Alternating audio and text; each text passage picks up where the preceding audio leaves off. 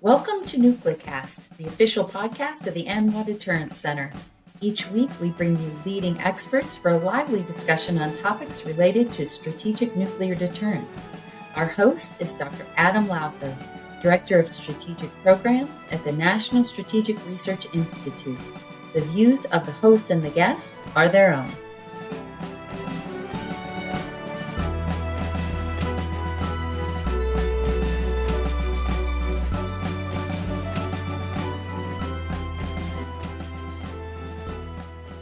Welcome back to another great episode of NuclearCast. Of course, I am Adam Lawfare, your host, and today we have a great guest. For many of you, if you read many RAND products, you're probably familiar with Dr. Raphael S. Cohen. He is the director of the strategy program at RAND and Project Air Force, and he writes some of RAND's best work. We've known each other a while, and I happen to think he's also a great guy and one of the smartest people at RAND today. And so with that, Rafi, thanks for joining us on NuclearCast. Well, thanks for having me on, Adam. It's fun and exciting. So you wrote an article in War on the Rocks a few months back in which you talked about deterrence and comparing some of the debate as it relates to the war in Ukraine. Is this a wise thing? Should we be focused on China? Tell our listeners a little bit about the argument that you made and why you think that we're actually doing okay with our approach to Ukraine. Yeah, so there's this sort of false pretense out there that deterrence is sort of a zero-sum type commodity, i.e., if you try to deter China, that comes at the expense of Ukraine and vice versa.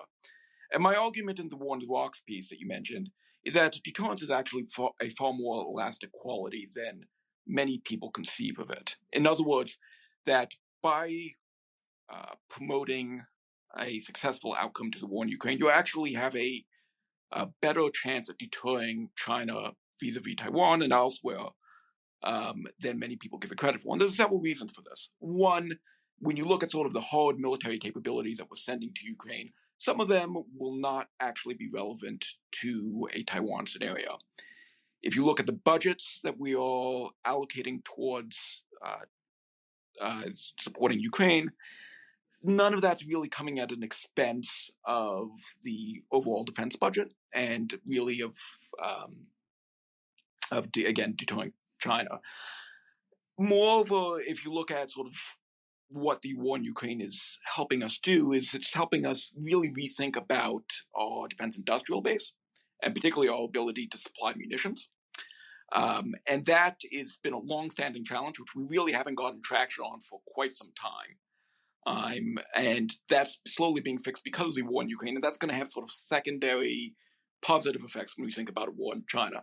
But finally, and probably most importantly, I think is the idea that deterrence is ultimately in people's mind, particularly in the mind of your adversary. And if you want to increase doubt in Xi's mind about whether or not going to war in Taiwan is a good idea, then all he has to do is look across to his neighbor, of which he has this no limits friendship with, to Vladimir Putin, and look at what a mistake it has been strategically for Putin to go to war in Ukraine that he thought would last a couple of days. It lasted now a couple of years, and it's put the Putin regime on precarious turf. And that, I think, has the most deterrent effect whatsoever. It's over and above the military capabilities. Yeah, you make a good point, and as I've observed kind of the two sides of the debate, I mean, I see where both sides come from. This isn't our real fight. The real fight's in Asia, so let's focus there, versus this, the idea of, hey, if we can kick the Russians in the teeth, that's always a good thing. And this is a great opportunity to do that and to help a fledgling democracy to succeed. And, as I think about it, I tend to agree with you that now that we have some skin in the game, that for the sake of deterrence, the worst thing we could do would be to end our support to Ukraine. That would probably do more to undermine our credibility with Xi Jinping than anything else we could do. Yeah, I agree. I agree with that, Adam. I mean, if you need further confirmation of this, look at Taiwan's official position. Taiwan is actually very much firmly of the belief that the best way they can do for their own security is a successful outcome in Ukraine, because that has precedent, and precedent has deterrent effect. Yeah, and as you think about China and deterring China, and one of the things that some folks may not have seen is you've been writing quite a bit lately for Rand on great power conflict, in the different regions of the world where we have geographic combatant commands, and thinking about what is this tripolar competition and this renewed great power competition, what does it mean? So as you look at the Ukraine and place it within its context, and then look at China's increasing assertiveness, and we seem to know, China is going to have to act if it wants. I can imagine. I don't know if you see it the same way, but that Xi Jinping has this calendar with 2049 circled, and then he's sort of marching back to when does he think he needs to take each set of actions so that he can have those brilliant parades through the streets of Beijing, the streets of Taipei, the streets, Lhasa, wherever he wants to be. And so he can say, hey, we've reunified. I did it. We've got China is now restored. And so as you look at just how that all plays out, and then the Russians trying to maintain some sense of we're a great power too, how do you see this great game playing out in the years ahead? Sure. So I think first and foremost, we have to understand that we have a simultaneity problem here, which is, it used to be, historically speaking, that the United States maintained a two-war standard, the idea that it could bat two adversaries in two different parts of the world simultaneously. Now, beginning with the Trump administration in 2018 and continuing on in the Biden administration, we've backed off of that. We now have a one-war standard, which means that, if a scenario pops up in one or more of the major theaters, we would be left with a cupboard spare to deal with the other one. Now, that I think is a mistake. It's a mistake for several reasons. Partly because China and Russia don't see it that way. The two of them are increasingly intertwined. And so the United States has to be able to combat both of these challenges simultaneously and, resource accordingly for it. And that, I think, is the sort of crux of, partly why you need to support Ukraine here, is that by tying up Russia, we've actually sort of strengthened our hand and given us more flexibility to deal with China and us in other places. The big challenge, and I assume you might have seen there was an article out today, and President Biden is calling up the reserves, and I think it's about 3,000, I think, is the limit. And then there is some call up of the inactive ready reserve, which I was a bit surprised. And this is all in support of the Ukraine conflict. And I guess what was sort of shocking to me, and I bring this up because, as you point out, we probably have to be able to fight two wars. And that is, if we're in no wars right now. I mean, we're supporting the Ukrainians, but we're already calling up the reserves in a, and we're not even in conflict. And so I sort of wonder, what is the real state of our military? And we've been listening about recruiting shortfalls that were last year and projected for this year. And I sort of wonder, as you look at this great power competition, are we well placed, poorly placed? Are we in a position where we can get where we need to be? How do you see the U.S. performance as you look forward?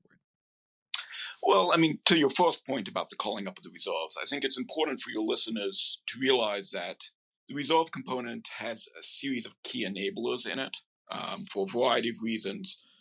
When we talk about force management, we've decided to put a lot of our logistical backbone inside the reserves.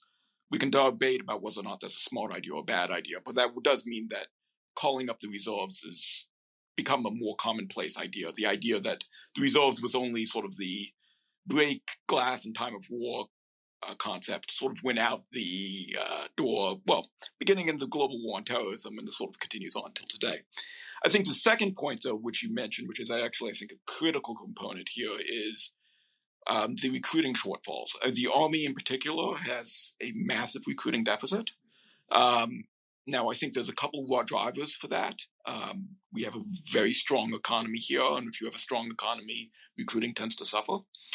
But nonetheless, I mean, I think that does raise a question about the sustainability of military recruiting and retention going forward. We've come up on the 50th anniversary of the all-volunteer force. If these recruiting shortfalls continue, we need to rethink how we encourage and motivate people to serve. Yeah. And then just some of the data, I wrote an article in the journal out of NDU, I forget, I'm drawing a blank, a few years back, looking at who the American servicemen, servicewomen, who are they and what are their characteristics? And it was a pretty upbeat story, but it seems as though much as culture has shifted pretty rapidly over the last 10 or 15 years, we seem to be shifting societally in a sense that an increasing percentage of 18 to 24-year-old Americans is unqualified for military service. And it's grown dramatically in a relatively short period of time. And I wonder if, in addition to, a good economy, but this increasing percentage of Americans who can't serve for, criminal records, physical fitness, drug use, other things like that. Is there a way that we can turn that around? Because I think the latest data I saw was like 22% are even eligible to serve. Yeah, so I think there's a couple issues here. First off, it historically used to be that a lot of Americans would have exposure to the military early on, partly because you were coming off of a draft era military. So even if they didn't directly serve and their parents didn't directly serve, well, then their grandfathers served in World War II or during the Cold War, for instance. And so you had that sort of personal tie to the military, which I think encouraged people to serve. Moreover, this is, I think, a function of BRAC, or the decision to close bases in certain parts of the country.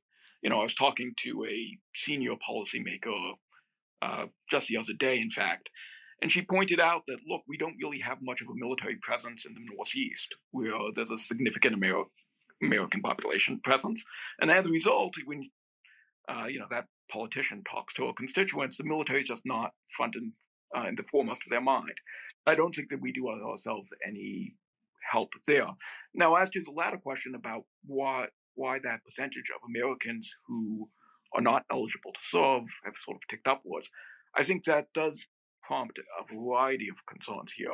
I think it, prompts a concern about the basic health of our youth, but I think it also raises concerns about, how we think about military service, and whether or not, particularly as we move into certain new high technology parts of the service, if someone is a really good cyber expert, do they actually need to be able to run a 2-mile run in X number of minutes?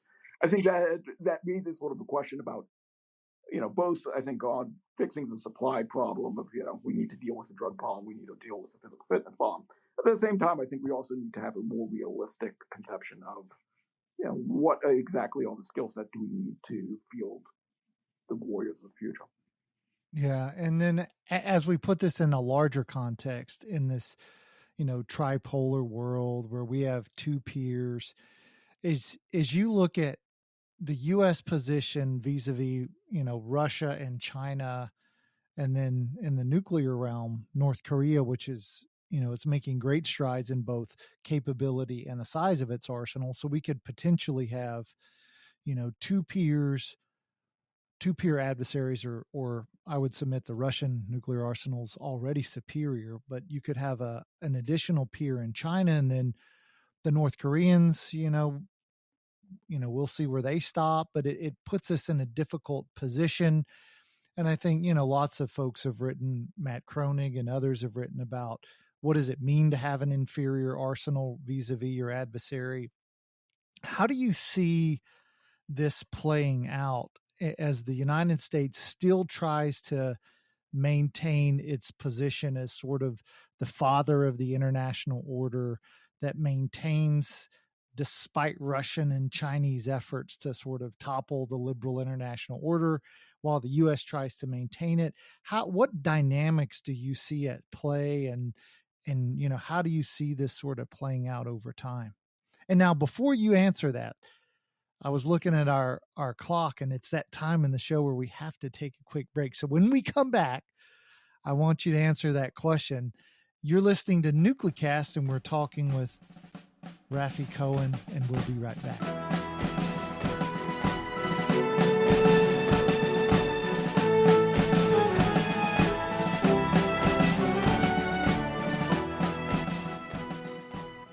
This episode of Nuclecast is brought to you by the AMLA Deterrence Center, whose mission is to educate Americans about the nuclear enterprise and strategic deterrence.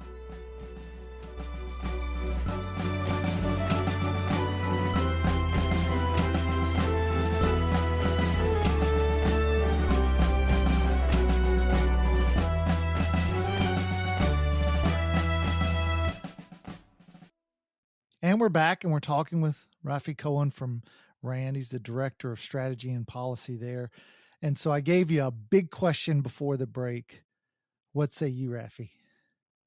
So I think there's a couple things here, Adam. First and foremost, I think, particularly vis-a-vis nuclear weapons are now back in the conversation in a way that they haven't been up until February 22, for Russia's invasion of Ukraine, where you begin to have Russia making a serious threat of actually employing nuclear weapons for the first time that I can remember of a major power threatening that in a live conflict. And I think that has had a dramatic effect on the policy community at large. I mean, there's always been a nuclear policy community that's been very seized with nuclear deterrence and the nuclear arsenal. But for the majority of even defense policymakers, nuclear war and nuclear deterrence has been sort of in the background, something that was important, but unless the Air Force was flying a nuclear weapon across the country in ways that they shouldn't be, really wasn't front of mind. I think that has changed, and the conversation in Washington has changed. Now, second, I think we do have to take a hard look at how we size the nuclear arsenal, given the dimension that you noted, particularly as China fields a full-fledged triad. That means that we have to think harder about how we conduct deterrence in that realm. And then the last thing here that I would note is that, I think it's important that we realize that while it's the United States versus Russia and China, it's also the United States, Britain, France, but particularly vis-a-vis Russia. I mean, the French have been relatively explicit that they are a nuclear power. Talking to some French policymakers just the other day, in fact, they were saying, people need to remember that we're also a nuclear power, and we view all of Europe, to include Ukraine, as part of under our nuclear umbrella. So I think we need to think about sizing our own nuclear deterrent, but I think we need to think about how we interact with our allies, particularly vis-a-vis nuclear deterrence as well, in sort of new ways as well, given that we're entering a more complicated and potentially more dangerous world.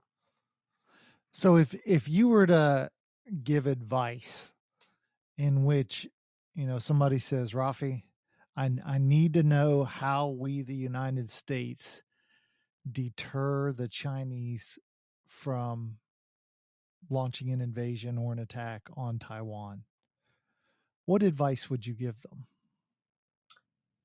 So for starters, I would make sure that the Russians lose in Ukraine, because you're laughing at them, but I'm actually I'm serious here in the sense that Sure. If I want Xi to be really concerned that an invasion that people thought was a slam dunk will go south is you watch your neighbor, in what was supposed to be this sort of triumphal cakewalk that would last a couple days, not only go really badly south, but shake the very core of the regime. Because as much as Xi wants to unify Taiwan with Taiwan and achieve the China dream, he also wants to make sure that the CCP stays in power. And so increasing that doubt in his mind, I think, is one of the strongest ways to do that. Now, I think in addition to preventing, in addition to increasing deterrence in that respect and that sort of reputational effect, I think there's sort of concrete capabilities we want to give to Taiwan to make sure that Taiwan develops on its own that will increase its chances of having successful deterrence. And you could talk about mines, you can talk about anti-ship missiles, you could talk about underwater capabilities, long-range strike, and the like. So I think the capability component is important, but the reputational, the willpower aspect is also important as well. Yeah, that's a good point. And I wonder if we've always had American tripwire forces, in Europe for the sake of, saying, hey, if you do come west, the Russians come west, and you're going to have to kill Americans, and that's going to lead to war. I wonder if it's timing. I mean, we had, if I recall correctly, by the early 70s, we had a division. Up until the 70s, we had a division of the U.S. Army was in Taiwan, I think. And so there have been periodic times when we've had quite a bit of U.S. presence in Taiwan. And I wonder if is it time to bring U.S. forces back to Taiwan as a deterrent, as potentially a tripwire force? Is there more the U.S., Japan, China, or U.S., Japan, South Korea, and other nations can do to to sort of stave off Chinese efforts towards Taiwan?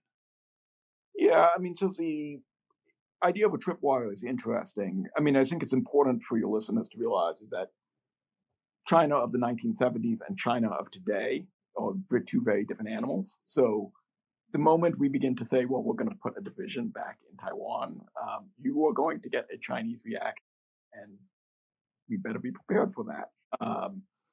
Maybe still want to try it anyhow, but that's a very risky move, and you need to weigh the cost and benefits very closely. In terms of other ways you can do to deter China, I think some of it is what we're doing already with the strengthening of the Quad, our relationship with Japan, Australia, and India. Some of it is also via the AUKUS agreement, so our increasing coordination between Japan and Australia, particularly in the underwater dimension, but there's also important things we are doing in strengthening the defense industrial base across that alliance or that subset of countries. So I think there's plenty we can do in the diplomatic allied coordination realm that I think is probably somewhat less risky than actual tripwire. That you can go that route, but there are significant risks with that course of action. Now, I don't know if you've ever read. There's a guy, Peter Zehan, who writes some. I've enjoyed reading his books. He's sort of he measures trends and tries to make predictions, on what's going to happen. And one of his big predictions is that we're going to experience a period of deglobalization. And so as I was thinking about deglobalization, and, according to him, the United States is the best country in the world, best positioned country for a period of deglobalization, just because of our natural, sort of benefits. But I wonder, it got me thinking about China and the U.S. relationship with China and sort of our commercial relationship. And absent sort of some of the products, with where they mine rare earths, and there's a few other things that they do. I would say they largely benefit most. I mean, we get a lot of, less expensive goods that could potentially be made in Bangladesh, or you pick another place. I mean, Africa is a, much closer region that if we could get the labor right and the tech right and stable governments, you could potentially manufacture quite a bit there and help the continent. But I wonder, do you see sort of any deglobalization and this sort of a cutting? Because as I think back to this U.S. Soviet relationship, I mean, American universities and particularly graduate school programs in, science, technology, engineering, and math were not filled with Soviet citizens. And U.S. companies, tech companies and engineering firms were not filled with, Soviet American educated Soviet citizens in some of the respects, the way we see the US today. And so, I wonder if there's going to be this retrenchment in which there's a decoupling between the US and, everything from trade to the US educating Chinese citizens to employing Chinese nationals to something that sort of more resembles the US Soviet relationship, where, there was sort of always this separation between the two. And when we did, work together, it was, sort of a very careful effort. And, or is it, do you think it'll always stay sort of, pretty well bound up as it is now? So let me start by saying that I'm not an economist. So, some of my colleagues probably can have a more informed opinion on this than I can. I will say a couple different points here. First, I think it's important for us to distinguish between deglobalization and separating, or in particular, de-risking from China. So that means we can very well not want to depend on China for rare earth minerals or for key technologies, key manufacturing capabilities, for a whole bunch of reasons, for national security reasons. That's different than breaking down deglobalization, which means breaking down trade at large, right? So as we have this push to decouple from China, particularly in critical national security fields, we've seen an increase in our desire to sort of unite the industrial bases. AUKUS would be a good example here, the Australia-UK relationship, which has as an explicit component of it trying to sort of unite the defense industrial bases of those countries as well. So the idea is that we want to move our manufacturing capability to friendly countries, so across the Five Eyes Alliance, across NATO and the like. Somewhat different than deglobalization, but certainly de-risking from China. Then second, though, I think it's important to understand just for historical context here, we're starting from a very different starting point with our relationship with China than our relationship with the Soviet Union. Again, I would have to look up the figures here, but I think our trade with China annually is hundreds of billions of dollars. Oh, for sure. Yeah. Yeah, it's not something that could change overnight. Sure. When you talk about moving that amount of trade to other parts of the world, that is a slow process. So that may be something we could do over the long haul, and if we can do it at all. But that's a very different starting point than where we were with the Soviet Union, where we started from a very low baseline, and therefore the idea that we could separate into two separate economic spheres was plausible. So I think it's important to understand that different starting points here. But and then the final point I would say is, like, should we want to be reliant on the Chinese for key national security sources, be it rare earth minerals, but other key manufacturing ability? That's certainly something that we should and are looking into, and that's something that I think this administration, under the Biden administration, but also the Trump administration, that's sort of bipartisan. There's a bipartisan push here for good national security reasons.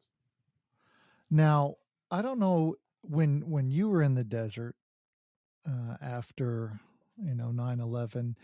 I don't know if you were able to come back with a magic lamp, but I did come back with a magic lamp, and so what I wanted to do, since we're coming to the end of the show, is I'm going to give you, because my genie's a very generous genie. His name's Bob, and he allows guests on Nuclecasts to make 3 wishes about the future. And so if Bob gives you 3 wishes about the global future, Rafi, what are your 3 wishes?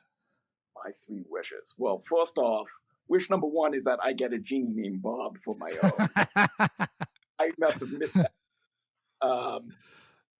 Wish number 2 is that we fix some of the systemic partisan gridlock in Washington that impacts national security. The fact that we are continuously stuck in continuing resolutions that prevent new starts really hamstrings our defensibility, but it hamstrings our ability to conduct a coherent foreign policy as well. So if we can suddenly fix that partisan gridlock and more broadly that sort of hyperpartisan divide inside the United States as a whole, I think we will be a stronger country for it, and we will be better able to deter our major adversaries. And, indeed, I think I'm less concerned about our ability to deter China or win in Ukraine than I am about some of our internal rifts here at home.